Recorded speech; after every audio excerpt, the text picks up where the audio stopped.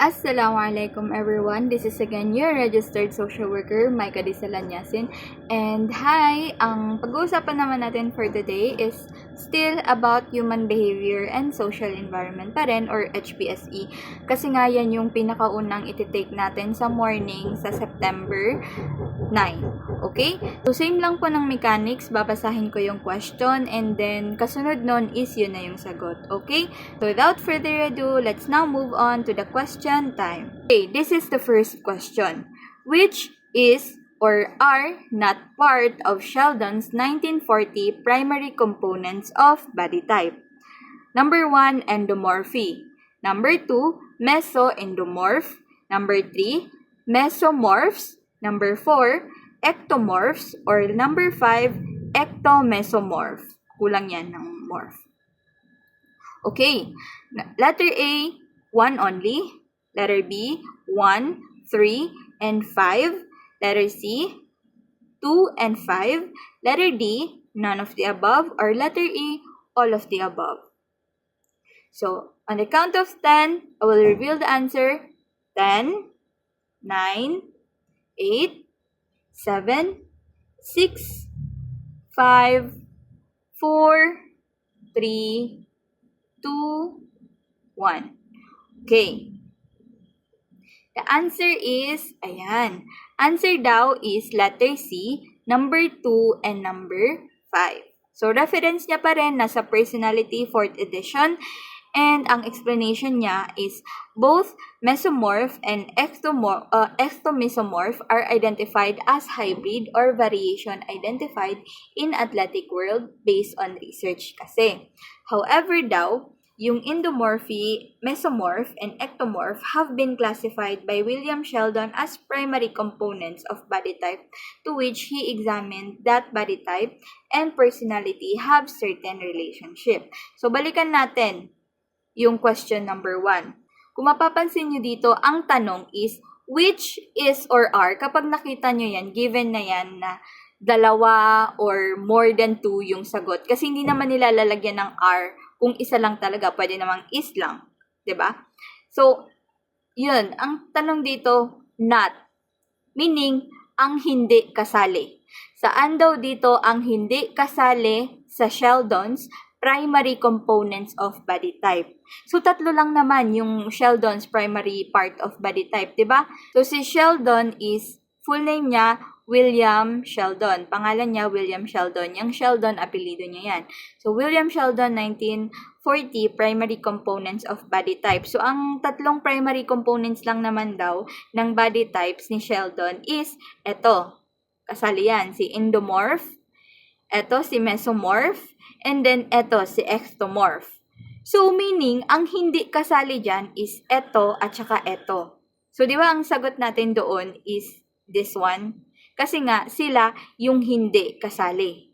So, kapag wala yung not, for example, which are part of Sheldon's 1940 primary components of body type, ito yung isasagot nyo. Itong eto, endomorph, mesomorph, and ectomorph. Okay? So, since nga negative yan, kapag nakita nyo yung not, lagyan nyo na to, negative. Kasi kapag nilagyan nyo ng negative, for example, hindi hinahanap, alin ang wala, alin ang hindi kasali. Yun yung tanong. Okay? So, kung makikita nyo, letter A, mali. Kasi, kasali sa primary components ng body type ang endomorph. Letter B naman, mali din. Kasi, since kasali nga ang letter A, di ba? Kasali din ang, hindi ito kasali, pero nandito siya. Since, mali pa rin kasi sinali niya yung dalawa. None of the above, hindi naman kasi nandyan yung sagot, diba? Letter C. And then, hindi din siya all of the above kasi masasali yung 3 tamang sagot. Okay? So, ayan. Siguro tinatanong nyo, Ma'am Maika, ano yung endomorph, mesomorph, and ectomorph? So, i-discuss natin yan ng mabilisan lang ngayon. And don't worry, may upload ako sa TikTok ko na discussion or i-upload ko na rin dito, I think, sa YouTube ko, na discussion about William Sheldon's 1940 somatotype theory. Okay? So, pasadahan lang natin, ano nga ba ang endomorph? So, ang endomorph kasi, yung body type niya daw is malambot, mabilog, higher yung body fat. Meaning, quote and quote lang ha, wag kayong mataba. Yun yung sa endomorph. Okay? Basta, i-visualize nyo lang kung ano yung mukha ng mataba. Yun yung endomorph. Tends to gain weight easily, or kumbaga, mabilis silang makagain ng weight. Like ako, alam ko sa sarili ko na hindi ako payat, and at the same time, hindi din ako super mataba. Pero, nasa matabang version na ako ng self ko now.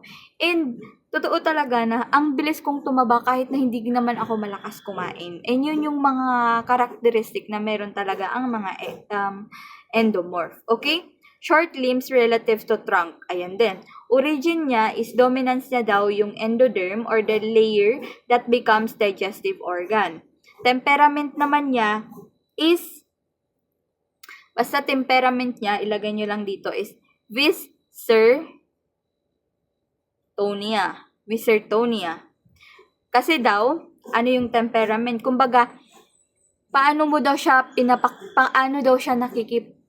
tungo sa isang tao? Yun yung temperament niya. Relaxed, sociable, loves comfort and food. 'Di ba parang ganun yung mga chubby-chubby, usually sila yung mga funny.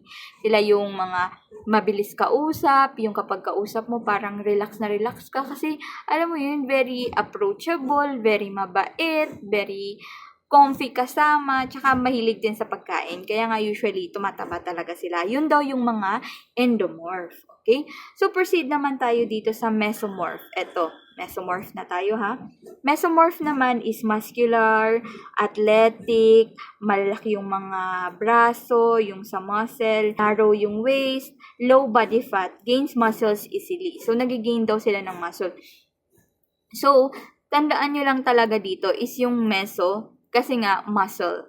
Basta, may muscle yan. Yan yung sa mga mesomorph. Kumbaga athletic. Kung nakikita nyo, yung mga bodybuilder, sila, mga mesomorph yan sila. Kasi super, alam mong, pag nakita mo, okay, super strong, may gym guy, gym girl, ganon yung mga katawan ng mga mesomorph. Okay? Proceed naman tayo. Ay, wag muna. So, ang temperament naman ng mga mesomorph, temperament in kung paano sila nakikipagtungo talaga sa ibang mga tao is somatonia. Don't worry kung hindi nyo to kasi i-discuss ko lang din naman, pinapasadaan ko lang dito. So, somatonia. Sa somatonia naman, ang nakalagay dyan is active sila, assertive, at saka crave physical activity and risk. Kumbaga sila yung mga risk taker. Sila yung usually umaakyat sa mga mountains or nagka-climb sa mga bundok, mga ganyan, or anything na alam mong risky pero gustong-gusto nilang ginagawa yung mga physical activities. Yun daw yung mga mesomorph. Okay? So, proceed naman tayo dito. Ectomorph. So, kung may mataba, mayroon din namang payat. Okay? So, yan yung sa ectomorph. Kung mapapansin nyo, para hindi nyo ang ginagawa ko nung ako yung magbo-board exam, yung endo, di ba, medyo taba yung D. Yan yung inaano ko, sabi ko, okay, DB, mataba. And then yung ecto, since T, payat yung T, yan yung sinasabi ko na T, payat, T. Di ba? Ganon, maglagay lang kayo ng clue para hindi kayo mahirapan. So, for me, yun yung clue ko. So, ayan. Ito naman tayo, ectomorph. Ecto, payat. Okay. Yung mga payat daw kasi, sila yung mga lean, linear, long limbs. Diba mahaba yung mga, sa katawan nila, super haba kapag, alam mo yun, mapapayat. And then, narrow chest, shoulder, mahirap daw silang makagain ng weight at saka ng muscle. Kasi nga, mga payat sila. Low body fat and muscle mass din. Temperament nila, kung sa matataba, Vicertonia, and then sa mga muscly or mga gym athletic, somatonia. Sa temperament naman ng ectomorph, temperament na ang pinag-uusapan natin cerebtonia. So, ano nga ba ang meaning ng cerebtonia? Cerebtonia is restrained or parang ayaw makipaghalubilo sa ibang tao, introverted, sensitive, at saka usually daw, madalas silang nag-o-overthink. So, depende na sa inyo kung makaka-resonate kayo sa example niya, pero yun yung nasa book na nakalagay sa na meaning ng endomorph mesomorph at ectomorph. So, wala pong ganyan. Walang ectomesomorph at walang mesoendomorph. Hybrid na yung tawag dyan. So, kapag hybrid, ang tinatawag nating hybrid, sila yung pinagsama. Okay? So far, wala pang naano si William Sheldon na mesomorph, ectomesomorph, ganun. Itong tatlo lang talaga. Endomorph, mesomorph, at saka ectomorph. Okay? So, ayan. I think very comprehensive naman yung discussion natin. Don't worry, ipopost ko din yung detailed explanation ng endomorph, mesomorph, and also ectomorph. Okay? So, proceed na tayo sa next na tanong. Ayan. So, I really hope alam nyo na to kasi na-discuss ko to sa previous lesson ko, diba? Ito yung question number 2. It is something of which we are conscious that is concerned with thinking, feeling, remembering, and perceiving. Letter A, consciousness. Letter B, id. Letter C, ego. Letter D, superego. Letter E, none of the above. 10 seconds again. 10, 9, 8, 7, 6, 5, 4, 3, 2, 1. Okay? So, ang tamang sagot ay ego. So, ang tamang sagot daw ay ego. So, ang reference niya pa rin nasa Personality 4th edition, and nandito din yung explanation niya, which is, ego explain the components of psyche, defined everything of which we are conscious. Kasi alam natin yung ginagawa natin talaga kapag ego na yung pinag-uusapan. Accordingly, it is responsible for carrying out the functions of everyday life and for our sense of identity and continuity in time. So, balikan natin yung nasa taas. Ang tanong kasi dito is, it is everything daw na which we are conscious or alam natin na kinukoncern ng pag-iisip natin, thinking, feeling, remembering, and also perceiving. So, kapag sinabi nating consciousness, hindi naman yun yung tinatanong. Kasi nakalagay na nga dito, it is everything which we are conscious. So, hindi siya consciousness. Tanggal na yan. So, ang id naman, kung natatandaan nyo yung discussion ko nung last, yan yung pleasure principle, hindi ba? Yan yung pleasure principle na kung anong gusto ko ngayon, gusto kong kunin ko na yun. Like now na, like wala nang paligoy-ligoy pa kukunin ko na akin na yan. Para siyang batang nagtatantrums na kung anong gusto niya, kailangan makuha niya agad. Yun yung id. Pagdating naman sa ego, yan yung tinatawag natin na reality principle. Kasi conscious siya and then parang practical siya, kumbaga. Okay, balance. And then, yung superego naman is yan yung moral principle. Kasi wini-weight niya yung pros and cons na kung gagawin ko to, ano yung magiging consequences, and then super restrictive siya kasi nga masyado siyang maraming kinukonsider before gawin yun. Okay? Hindi siya none of the above kasi nandyan naman yung sagot. Okay, so ang sagot is ego. And I really hope na understand nyo bakit ego yung tanong. Kasi nga dito, nasabi everything that we are conscious, alam natin yung ginagawa natin na kinukoncern or concern sa ating pag-iisip, sa ating mga feelings, sa pagpapaalala, and sa also pagpaperceive ng isang bagay. So, kapag pinagsama-sama mo yan, reality principle na yan. Kasi conscious tayo at the same time, iniisip natin, tinatandaan natin, piniperceive, at saka nafe-feel natin. Okay?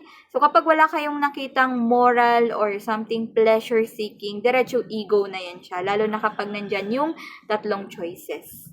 Okay? So, ayan. Proceed tayo sa number 3 na question. So, number 3 na question, it comes from the Greek word mask or one's public self. Letter A, person. Letter B, persona. Letter C, personality. Letter D, personal conscious. Or letter E, none of the above. 10 seconds again.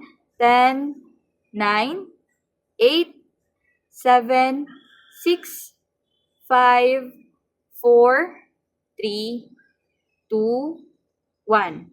Okay? So, ang tamang sagot ay, ayan.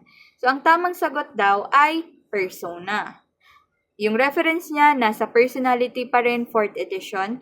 And explanation niya is it is considered as one need to play a role in a society.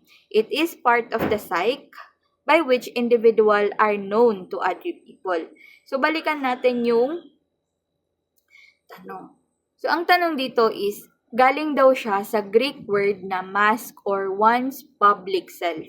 So pag sinabi nating person, hindi yan siya. Yan na yung tao, 'di ba? Ang tinatanong kasi yung mask at saka one's public self. So pag sinagot mo yung person, hindi na yan siya. Very broad na yung person. Kasi nandyan yan sa 4 P's na pinag-uusapan natin sa social work. Yung person, place, basta yung 4 P's. Basta hindi yan siya person. Okay? Dito naman, ang tamang sagot persona, 'di ba? Dito sa personality, hindi. Yan yung kay Simon Freud, 'di ba? Yung id, ego, superego, hindi. Hindi naman yun yung tinatanong. Ang tinatanong talaga yung mask. Personal consciousness. Personal conscious. Personal conscious, hindi siya. Hindi siya yung tinatanong. Kasi ang tinatanong, ano yung mask? Or ano yung public self na pinapakita natin sa ibang tao? Persona natin. Kumbaga, ako iniisip ko sa persona nung ako yung magbo-board exam para hindi ko siya makalimutan, yung aura.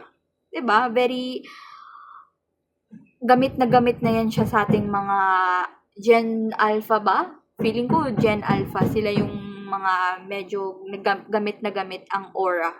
So yun, persona. Hindi siya none of the above kasi nandyan naman yung sagot. Okay? So kung makikita nyo din dito, very very gamit na gamit yung word na person.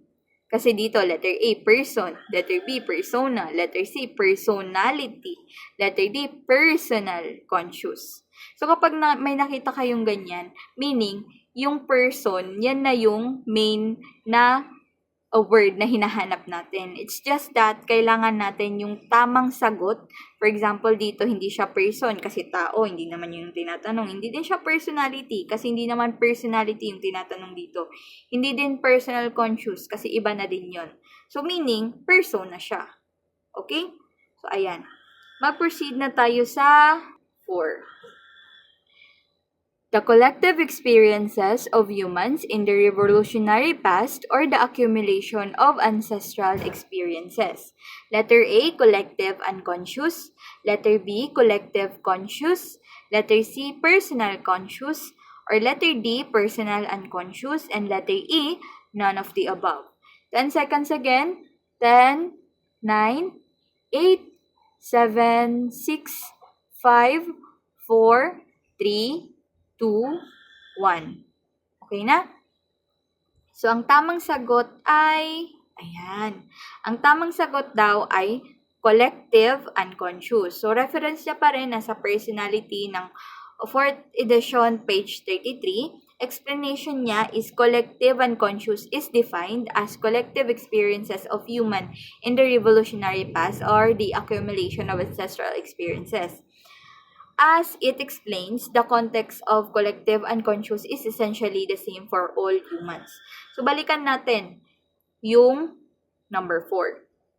So, ang tanong niya dito is collective experiences daw or kumbaga lahat daw ng tao is i-experience niya ito from the revolutionary past or sa nakaraan or the accumulation ng mga ancestral experiences niya. So, since ang tamang sagot ay letter A, i-discuss natin ano nga ba ang letter A. So, ang letter A, ito ay parang isang malalim na memorya daw o imbakan ng mga nakaraan na hindi mo personal na naranasan. Pero minsan, ang lahat ng tao is nakaranas din nito. Hindi mo ito natututunan sa buhay mo kasi dala ito mula sa lahi ng mga tao. So, yun yung tinatanong. So, yun din yung sagot. Example niya is yung mga archetype daw, like sila Dr. Jose Rizal, si Darna, yung mga kontrabida, yung matalinong matanda, yung ang ina, kasi nga may mga symbol yan siya. Or ito yung sinasabi nating pattern. Kapag may nakita kayong pattern, yan yung mga collective unconscious na mga nangyayari. Kasi minsan din, di ba, nasabi ko nga archetype, kasali din dyan yung mga panaginip natin at saka yung mga mito. Kaya nga sabi din ni Carl Jung, kasi kay Carl Jung kasi ito kaya sabi niya din na, kaya may mga bagay tayong agad na naintindihan or nararamdaman kahit hindi pa natin ito nararanasan dahil nakatago na siya sa kolektibong walang malay natin. Kumbaga, nandyan na siya sa collective unconscious natin. Kaya daw tayo may mga nararamdaman na parang alam ko to pero hindi ko alam paano ko siya nalaman, paano ko ganito, ganyan. Pero alam mo. Kasi nga, nandyan na siya sa revolutionary past natin or nakuha na natin yan doon sa mga ancestral experiences na nagkaroon tayo. And mind you lahat ng tao na i-experience yung ganyan, na parang may pattern na kinokonek-konekta or kapag may ginagawa kang ganito, ganyan, parang connected siya, even though hindi mo alam bakit, pero basta connected siya. So yun yung collective unconscious. So baka tinatanong nyo, ano ba yung personal conscious? Ito tayo. Hindi siya personal conscious kasi ang meaning ng personal conscious is eto daw yung mga bagay na alam mo at iniisip mo ngayon. For example, gutom ako or iniisip ko yung sagot sa nag-chat sa akin kanina or naalala ko yung pangalan mo. Parang yung alam mo ngayon personally. Parang ganun. Very sabotable naman yung personal conscious, diba? So, personal unconscious naman, ito daw yung galing kay Simon Freud. Ito yung naalala, nadadamdam mo, or pagnanasa na hindi mo actively iniisip, pero parte ng iyong buhay. Yun yung personal unconscious. Ano naman yung collective conscious? Collective conscious naman is wala itong direct na gamit kay Freud or kay Jung.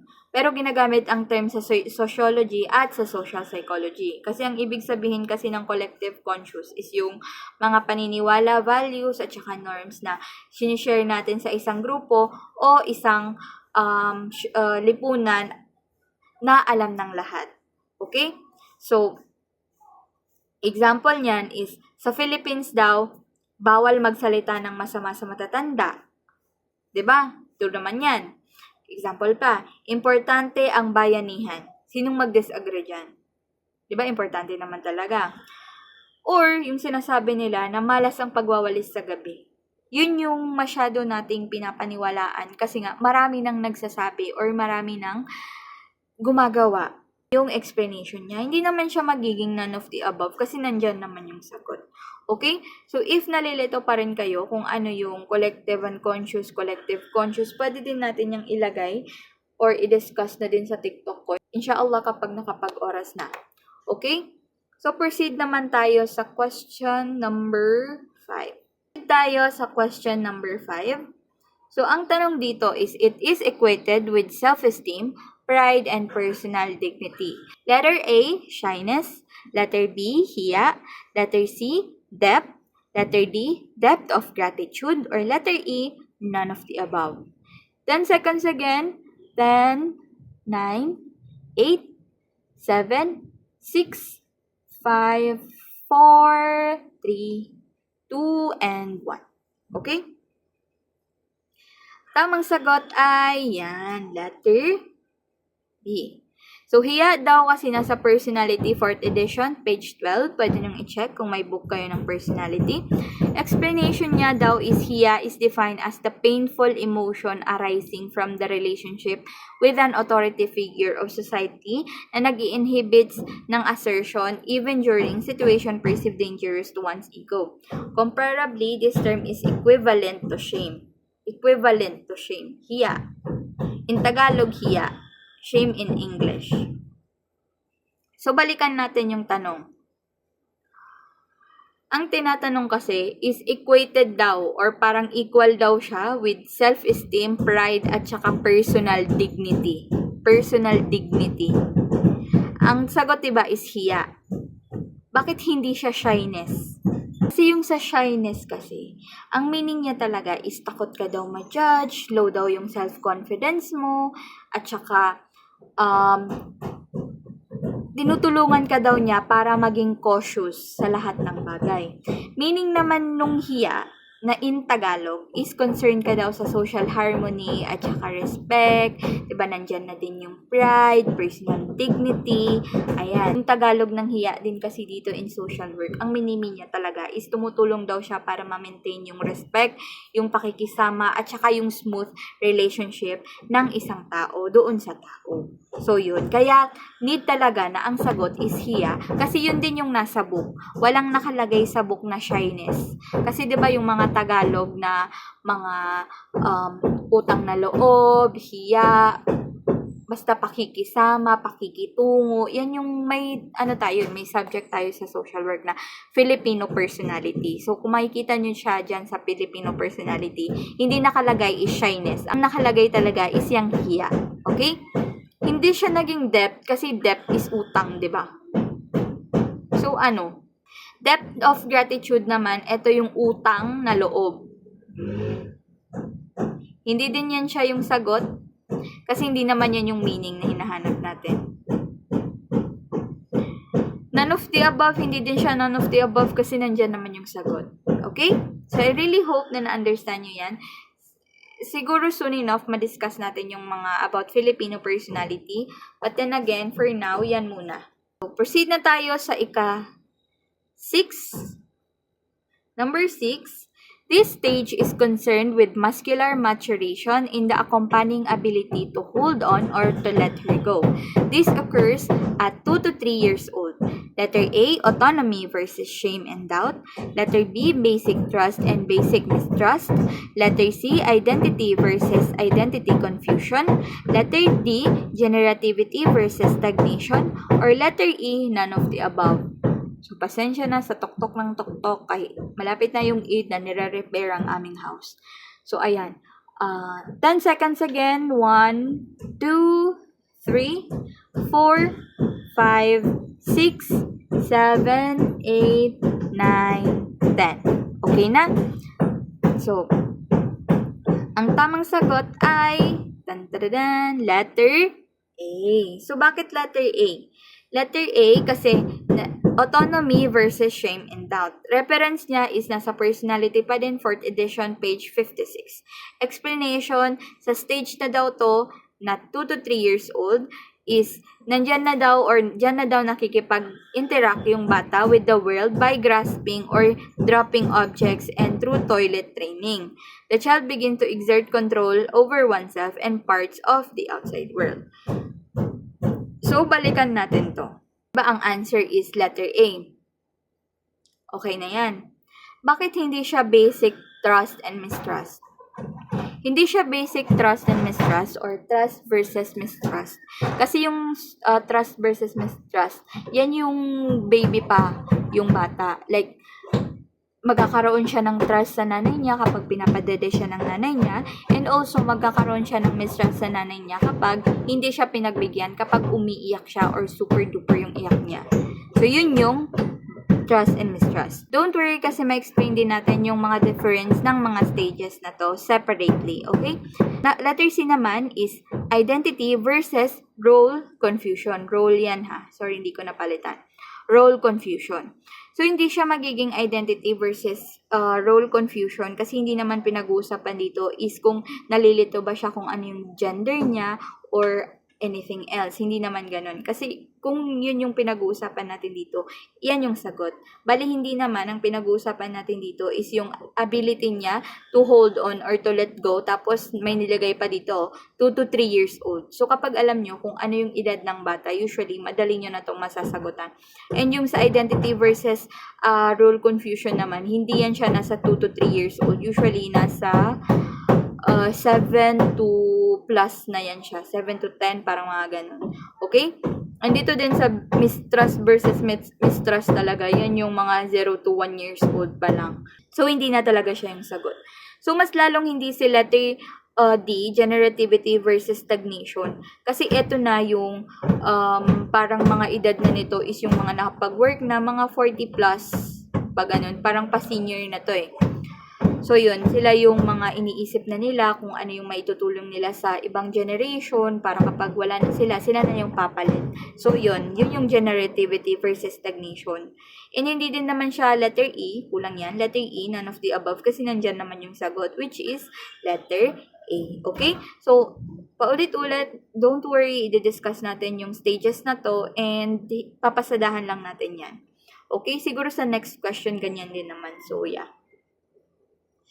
Sige, next question. Ayan, di ba sabi ko sa inyo, next question, same lang din naman. Number 7 na I think to, no? In this stage, intimate commitment to others widen to a more general concern for guiding and supporting the next generation. Letter A, ego, integrity versus despair. Letter B, intimacy versus isolation. Letter C, industry versus inferiority. Letter D, generativity versus stagnation. Or letter E, none of the above. So, 10 seconds again. 10, 9, 8, 7, 6, 5, 4, 3, 2, 1. Okay? Tamang sagot ay, ayan. Ito daw yung tamang sagot. Generativity versus stagnation. So, mahanap nyo dyan siya Personality 4th edition sa page 58. So, ang explanation niya, yung stage na daw to is 25 to 65 years old, to which it includes concern for children and ideas and product that we have created. And accordingly, it is expected that in this stage, intimate commitment to others widens a more general concern for guiding and supporting the next generation. So, kapag nakita nyo yan, given na yan na generativity versus stagnation. Okay? So, balikan natin yung nasa taas. Bakit hindi siya ego, integrity, and despair? Kasi nakalagay na dito na next generation. Huwag nyo nang i-overcomplicate yung sarili nyo na baka isipin nyo na, ay baka ito yung sagot kasi medyo parang maganda yung explanation niya dito or medyo okay naman. Hindi. Basta pag na may nakita na kayong clue, huwag nyo nang iisa-isa. Bakit hindi ego, integrity? Bakit hindi ganito, ganyan? Bakit hindi? Inandyan na nga yung clue. Kapag wala nang ibang clue na binigay, wag na kayong masyadong mag-overthink. Kasi kapag nag-overthink kayo, usually, mas hindi kayo makakasagot. And yan yung nangyari sa akin talaga dun sa HBSE. Kaya hindi ko siya masyadong ina-analyze. Kasi kapag ina-analyze mo, makakahanap ka ng dalawang sagot dyan. And then dun ka na mag-50-50. Kapag sure ka na yung supporting next generation na yung sagot and then generativity versus stagnation, wag mo nang iisa-isahin to. Hala, ano kaya ito? Ano kaya ang mga, nito, wisdom ba to? Or ganito, ganyan, honesty, parang ganun. Ay, chuchugi ka talaga sa board exam. So, hindi din siya none of the above kasi nandyan naman yung sagot. Okay? Mag-proceed na tayo sa next question, which is, ayan. So, dito naman tayo sa number 8. It is the concept of what we like to become. Letter A, real self. Letter B, dream self. Letter C, acquired self. Letter D, ideal self. Or letter E, none of the above. 10 seconds again. 10, 9, 8, 7, 6, 5, 4, 3, 2, 1. Okay na? So, ang tamang sagot ay ideal self. Bakit ideal self? Mahanap nyo din yan sa Personality 4th edition on page 66. Explanation daw niya is, ideal self is the goal for most of the normal people. That's something around which they can organize their life. And accordingly, when ideal self are attained, new ones arises. So kapag nakuha mo na daw yung ideal self mo or kung ano yung gusto mo, usually talaga may bago ka na namang ideal na self mo. So, balikan natin yung question dito sa taas kung bakit ideal self ang sagot. Ang tinatanong kasi dito is concept daw yan siya kung ano yung gusto nating maging. Ano ba yung gusto mong maging? Hindi siya real self kasi yan yung totoo. Totoo mong self. So, hindi na yan siya ideal kasi totoo na yan siya. Hindi din dream self kasi hindi yan yung term na ginagamit natin sa social work. Hindi dream self. Okay? So, depende. Kaya nga very important na alam nyo yung dictionary sa social work. Kasi doon nyo makikita kung ano ba yung mga applicable terms na ginagamit natin sa board exam sa mga hindi applicable na term. And yung dream self, although kung papakinggan mo, tama naman. Yung dream ko, ano ba yung gusto kong maging? Oh, 'di ba? Parang ito na yung dalawang sagot mo. And then hindi mo alam yung ideal self. Hindi mo alam yung meaning ng ideal. And then sabi mo, ay, answer ko na lang letter B. Kasi dream self ko. Bakit? 'Di ba? Doon tayo nagkakamali. So, although very magandang pakinggan ng dream self, hindi pa rin siya yung sagot. Ito yung sagot, ideal self. Acquired self, acquired nakuha mo na self mo. So, maling-mali na yan. Kasi, ito to, you would like to become. Kumbaga, papunta ka pa lang sa future. Kung ito yung past, ito yung future. Acquired. Nandito na yan sa present. Kasi nakuha mo na. Okay? So, mali din ang acquired self. None of the above, hindi. Kasi nandyan naman yung sagot. Ayan, ideal self. Kung ano yung gusto mo maging. Gusto kong maging ganito paglaki ko. Gusto kong maging registered social worker. Ideal self ko, nasa office ako, nag-work ako sa DSWD, and then ganito yung uniform ko, naka-red vest ako. Yun yung ideal self ko. 'Di ba? Yun. So, proceed na tayo sa question number 9. So, dito naman tayo sa question number 9. He defines personality as the totality of individual psychic qualities. Letter A, Fromm. Letter B, Cattell. Letter C, Murray. Letter D, Guilford. Or letter E, none of the above. 10 seconds again. 10, 9, 8, 7, 6, 5, 4, 3, 2, 1. Okay na? So, ang tamang sagot ay, ayan, ang tamang sagot ay si Fromm, letter A. Reference niya din sa personality, page 5. Explanation kasi ni Fromm, define niya daw yung personality as the totality of individual psychic qualities na nag-i-include ng temperament, one's mode of reaction, and characteristics of one's reaction. So, balikan natin yung tanong. Dito kasi, kapag he, meaning lalaki na yan siya, di ba? Defines personality as a totality of individual psychic qualities. Hindi nyo naman kailangan na i-memorize yung mga pangalan na to.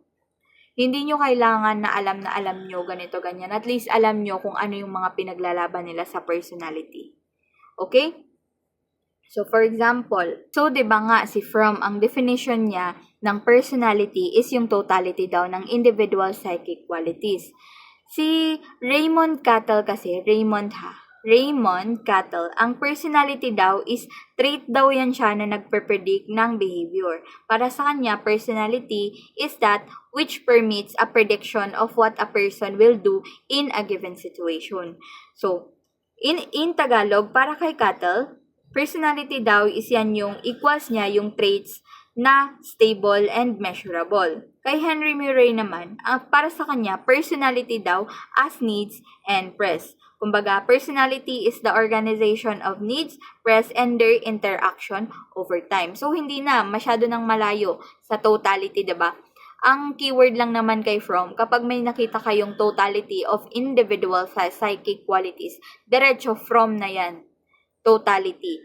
Kay Cattell naman, kapag may nakita kayong prediction of what person will be in a given situation, prediction, yung kay Cattell. Kay Murray naman, personality as needs and press. Kapag may nakita kayong needs and press or interaction in time, kay Murray na yon, kay Henry Murray. Si naman, J.P. Guilford, J.P.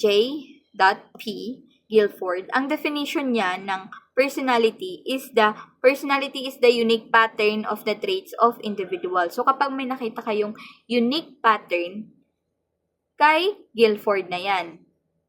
So, alam nyo na kung bakit hindi sila yung sagot. Okay?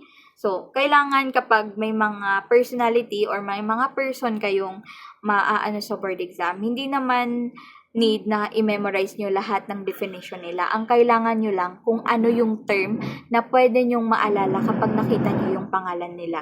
Kasi kapag may term kayo, like kahit one word lang, for example, si from, totality, then si cattle, ganito, and then si Murray, ganito, and then si G.P. Guilford, unique pattern. Parang ganun, para at least hindi nyo na kailangan i-memorize yung definition nila.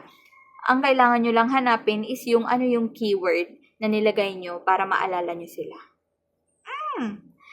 None of the above, hindi din kasi nandyan yung sagot. Okay? So, ayan. Mag-proceed na tayo sa last number. Number 10. According to Allport 1937, it is a dynamic organization of the psychological systems that determines the individual's unique adjustment to his or her environment.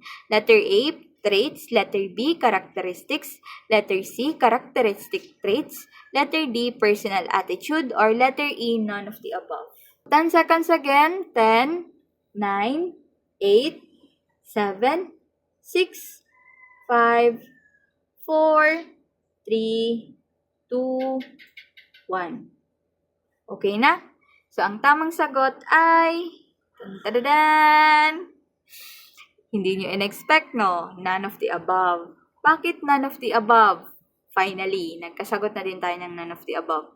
Nasa personality din siya, 4th edition, page 5. Explanation niya, the answer is personality, to which Allport defines it as dynamic organization of the psychological systems that determines the individual's unique adjustment to his or her environment. So, paano ba yan, Allport? Balikan natin yung tanong. Ang tinatanong kasi niya dito, according daw kay Allport, dynamic daw siya ng organization ng psychological systems na nagdidetermine ng individual unique adjustment sa kanyang his or her environment. Ang sagot is personality. May nakikita ba kayong personality sa choices? Traits, sobrang layo. Traits na yan. Characteristics, super duper layo. Characteristics traits, pinag-isa niya lang. Personal attitude, super malayo na yan. Ang tamang sagot ay letter E. Kasi wala dyan yung tamang sagot. Nasa personality. So baka tinatanong nyo, hala sa board exam, may ganyan ba?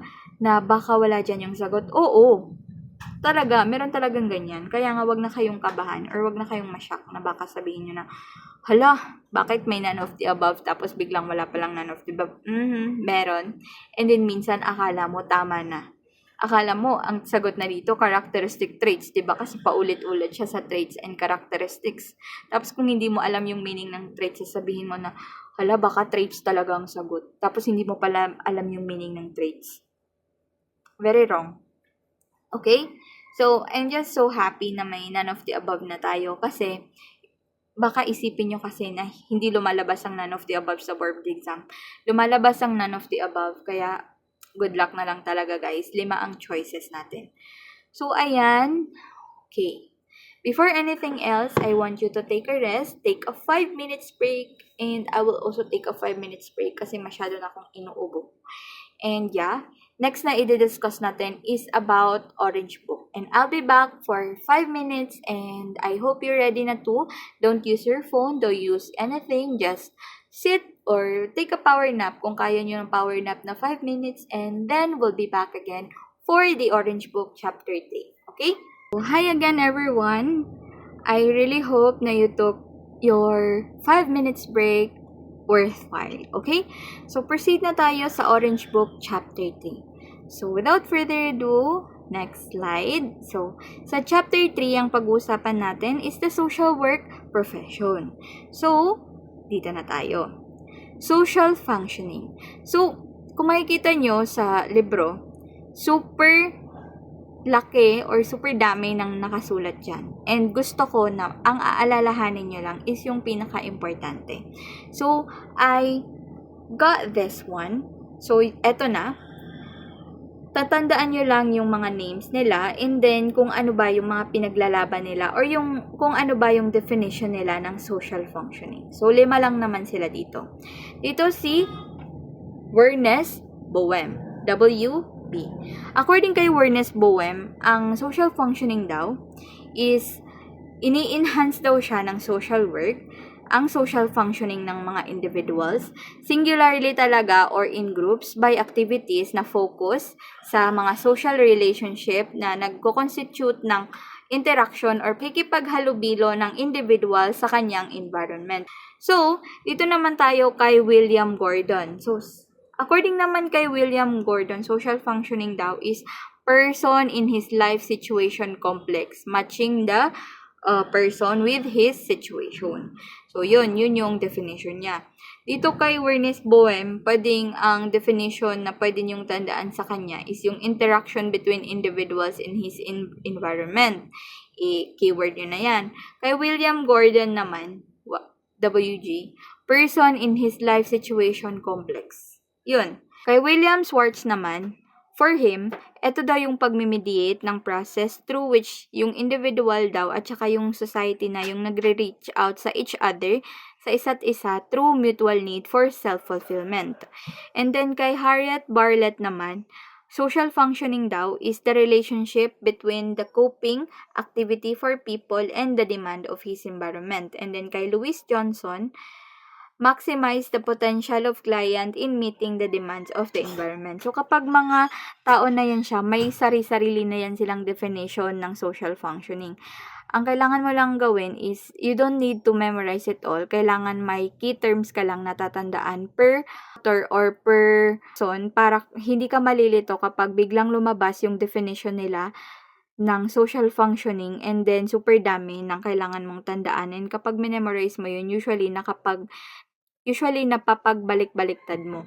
So, don't need to memorize. Ang kailangan mong lang gawin is yung key terms or yung mga keywords na pwede mong tandaan kapag lumabas na yung definition nila. So, proceed tayo sa here. So, ano nga ba ang functions ng social work? So, since nga dun sa pinaka-first na discussion natin sa Orange Book, yung sa chapter 1, nabanggit ko dun yung restorative function, nandyan yung curative at saka rehabilitative, preventive function, and also nandyan din yung developmental function. So, isa-isahin natin yan. Firstly, yung restorative function. So, ano nga ba yung restorative? From the word restore. From the word restore, may nangyari na or may ire-restore ka na kasi nangyari na yung problema. Ang definition lang naman na nasa book is, ito yung ginagawa kapag may problema na talaga. Curative, yan yung alisin o bawasan ng sakit or pasakit na naranasan ng tao. Halimbawa niya kasi in social work is yung if may client ka daw na biktima ng domestic violence, kinakausap siya ng social worker, binibigyan ng emotional support, at nililipat sa safe house para gumaan yung pakiramdam at makarecover mentally. Yun yung sa curative. Hindi tayo yung curative na magbibigay tayo ng prescriptions or anything kasi hindi naman tayo doktor, mga social worker tayo. So, ang kailangan or ang maibibigay ng mga social worker is yung mga emotional support and then yung mga safe house para ma-restore man lang yung mental capacity ng isang tao or para gumaan lang man yung pakiramdam niya at that time. Yun yung curative. Rehabilitative naman, yan yung ayusin yung nasira sa ugali, kasanayan, or relasyon para makabalik ng maayos sa komunidad. From the word rehab. Diba usually kapag naririnig natin yung word na rehab, akala natin for ano lang yan, kapag nagda-drugs ka and then i-rehab ka. No. Rehabilitative or rehabilitation is more than that, more than rehab for drugs and this. Ang rehab kasi is yan daw yung example niya is kabataang nagkaroon ng kaso sa droga. Pagkatapos ma-rehab, tinutulungan siya ng social worker maghanap ng trabaho, makipag-ayos sa pamilya at sumali sa community programs para hindi bumalik sa dati. Okay? So, yun yung rehabilitation. Ganun usually yung ginagawa nila sa rehab. Na kapag may na-rehab talaga, usually ang pinaka ginagawa ng mga social worker para maibalik siya sa kanyang family is yun. Hinahanapan ng trabaho kasi nga mahirap makapaghanap ng trabaho kapag galing ka sa rehab eh. Kasi yung connotation sa'yo ng tao, like, nagda-drugs yan, or baliw yan, ganito, ganyan. So, yung social worker na mismo yung tutulong sa'yo para makahanap ka ng work. And then, need mo din makipag-ayos sa family mo. Kasi usually talaga kapag nagda-drugs ka, usually your family doesn't accept you fully. So, yun. Kailangan ma-reintegrate ka in the family and also in the community. So, yun yung ibang mga interventions na ginagawa ng social workers. So, I really hope na na-understand nyo yung restorative. Basta tatandaan nyo lang sa restore. Restore, may nangyari na, kaya i-restore, kaya ibabalik, kaya ka gagamutin. Gagamutin in term of social work na paggamot, like yung mga intervention planning, yung may gagawin sa'yo, therapy, yung emotional support, and then kung may maibibigay pa ng mga trainings, ganun na pag-cure and rehabilitate. Okay? Dito naman tayo sa preventive function. Quote and quote, iwasan bago lumala yung problema. Prevent. From the word prevent. Ano yung naiisip nyo kapag may prevent kayong nakikita? Kumbaga pigilan, 'di ba? Yun yung preventive function. Layunin niya or yung goal niya is bago pa lumala o mangyari ang problema, gumagawa ka na ng hakbang para maiwasan ito. Or pina-prevent mo na mangyari yung problem before pa yun mangyari. Kasi nga yung sinasabi nila na prevention is better than cure. So it's better to prevent it now than regret later kung ano yung magiging consequences ng actions na ginawa ng isang tao. Example dyan is yung nag-organize daw yung social worker ng seminar sa barangay tungkol sa positive parenting para maiwasan ng child abuse. Kasi nga 'di ba usually sa mga social workers dyan, I think na nung nag-practicum kayo, usually pinapagawa kayo sa mga group work ng intervention planning, ng mga preventive approach. Kumbaga, hindi pa nangyayari, ina-anticipate mo na baka pwedeng mangyari. So, ginagawan mo na ng program or seminar para hindi pa lang siya nangyari, alam na nila na may mga cases na ganito, and then mas mapaprevent pa siya or mas konti yung mga makakaranas. Hindi naman natin sinasabi na yung preventive is dire-diretso na mapaprevent mo, mawawala na. Hindi ganon. Walang ganong solusyon. Ang prevention lang is para kumbaga hindi masyadong madami yung maapektuhan, ma-prevent lang or maiwasan lang na lumala pa yung problema ng isang barangay or isang community.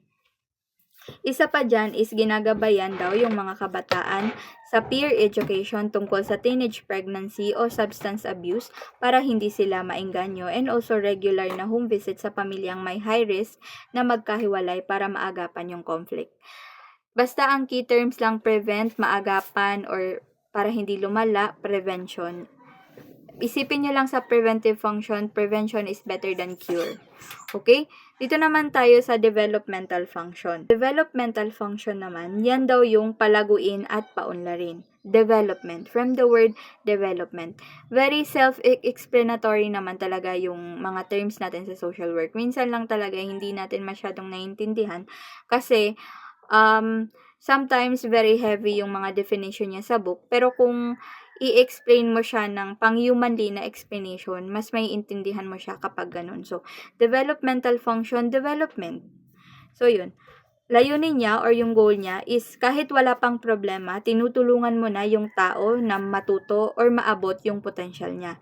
Hindi ka lang taga-ayos, taga-pagpabuti ka rin. So, yun. Instead, 'di ba nung sa 'di ba sa restorative may nangyari na.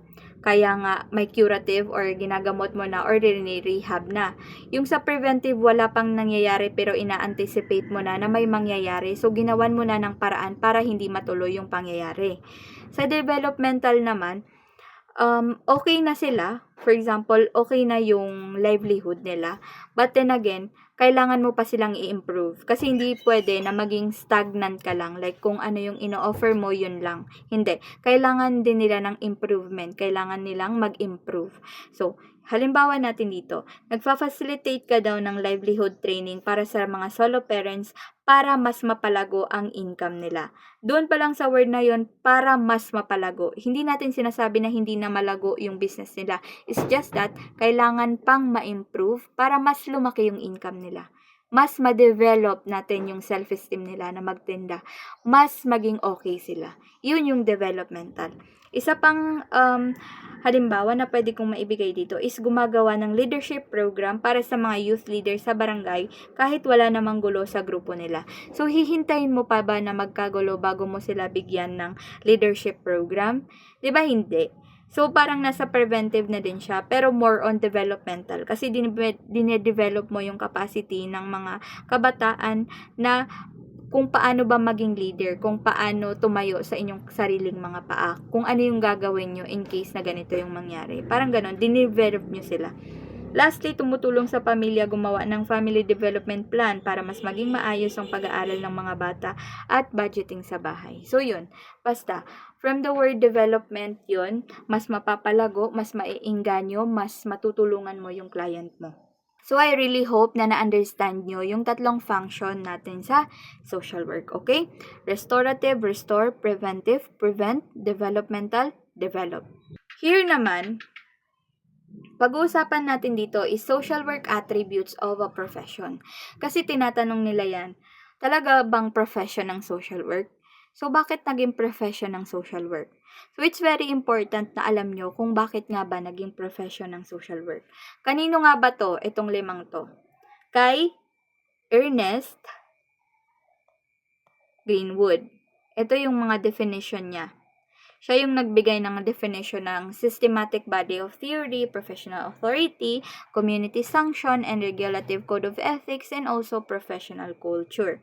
So, kung mababasa nyo dyan sa Orange Book, super duper duper haba ng explanation, pero papasadahan ko lang dito kasi ayokong nahihirapan kayo. Number 1, systematic body of theory or organisadong kaalaman. Number 1, dito muna tayo ha. Ibig sabihin daw niya is may sariling theories, principle at methods na pinag-aaralan at sinasaliksik ang social work. Hindi lang hula-hula o common sense. Okay? Systematic body of theory. Kung mapapansin nyo, super dami nating theory sa ating profession. Nandyan yung psychosocial theory, psychoanalytic theory, na super duper dami talaga. Like, yan din yung mga nire-request nyo sa akin, diba? Deviance, somatotype, basta ang daming concept ng social work. So, hindi lang tayo dito eme-eme na nagkakaroon tayo ng hula-hula na, okay, ganito ko siya tutulungan, ganito yung nangyayari sa kanya, ganito, ganyan. Hindi. May systematic body of theory tayo na fina-follow sa profession natin na nagiging reason kung bakit nalalaman natin yung kalagayan ng isang tao, kung bakit may idea tayo, kung paano natin sila tutulungan. Yun yung systematic body of theory. Sa social work kasi, nag-aaral tayo ng human behavior in social environment, social policy, case management, counseling theories, at saka may mga research din kung epektibo ba yung isang intervention. Halimbawa niya is bago ka tumulong sa biktima ng abuse, ginagamit mo yung trauma-informed care theory para alam mo kung paano ka lalapit nang hindi lalo masaktan yung client. Yun, may ginagamit talaga tayong mga theories. Kaya, hindi eme-eme ang ating profession. Kaya din siya naging profession. Okay? Number 2 naman, professional authority o professional na otoridad. Ibig sabihin niya daw is dahil may special na training at kaalaman ka as a registered social worker, kinikilala ka ng tao at ng gobyerno na may karapatan kang magdesisyon at magbigay ng serbisyo. Yan yung sinasabi nating professional authority. Kaya nga minsan hindi tayo pwedeng mag-suggest or magsabi na, ma'am, ganito na lang yung gawin mo. Kasi usually, naniniwala sila sa atin kasi nga, we have professional authority. I'm very sorry, medyo lumakas yung boses ko kasi umulan ha. So, yon, professional authority ng isang worker is, kumbaga kapag naging registered social worker ka na kasi, usually paniniwalaan ka na nila, na sabi nila, kaya niya akong tulungan kasi hindi naman siya magiging registered social worker kung tatanga-tanga siya, 'di ba? So, yun. Sa social work kasi, ikaw lang ang pwedeng magsagawa ng social case study report na ginagamit sa korte para sa custody case. Hindi pwede basta-basta kahit sino. Yan din. 'Di ba kung may magiging court social worker man sa inyo, ikaw lang yung pwedeng gumawa ng social case study at ikaw din ang hahanapin nila kapag may tanong sila sa social case study kasi nga ikaw yung gumawa. And hindi pwedeng iba yung gumawa nun. Hindi pwedeng teacher ang gumawa nun. Hindi pwedeng lawyer ang gumawa nun. Ikaw na social worker, ikaw dapat. Kasi ikaw yung may professional authority na gumawa ng ganon. Okay? Halimbawa din dito, kapag sinabi ng social worker na dapat i-pull out ang bata sa pamilya dahil unsafe, pinapakinggan ka talaga ng DSWD at ng korte kasi may lisensya at saka expertise ka. Yan yung tinatawag nating professional authority. Okay? Number 3, community sanction. Ano ba yung community sanction? Pagsang-ayon sa lipunan. Ibig sabihin niya, kinikilala at tinatanggap ng lipunan at gobyerno na kailangan ang profession mo. May batas na nag-approve nito. So, may batas tayo. So, you don't have to worry na baka, ay, eme lang naman yung mga profession nyo na yan. No, we have RA 4370, which is the social work law. Okay? May RA 4370 at may RA 10847 sa Pilipinas. Yan ang batas na nagsasabing regulated ang social work at kailangan ng license para makapag-practice. Halimbawa, hindi ka pwede maging registered social worker kung wala kang license exam na pinasa sa PRC. Yan ang patunay na aprobado ka ng community or gobyerno. So, eto nga yung sinasabi ko, hindi ka pwedeng tawaging RSW kung hindi ka pa registered social worker or hindi ka pumasa sa board exam. So, may nakikita akong mga na naglalagay ng RSW sa kanilang mga names. And usually, kahit manifesting pa yan, usually talaga hindi pwede yan. Kasi, matatawag ka lang na registered social worker kapag nakatake ka na ng board exam and kapag ni-recognize ka na ng PRC na pumasa ka. Okay? Kapag may license ka na. Meaning, hindi ka pa pwedeng tawagin na RSW kung wala kang license, kung hindi ka nakatake ng board exam, kung hindi ka pumasa. Future RSW pwede pa, but then, RSW hindi po, unless nakapasa ka na. Okay? Number 4, Regulative Code of Ethics. So, may Code of Ethics tayo, diba?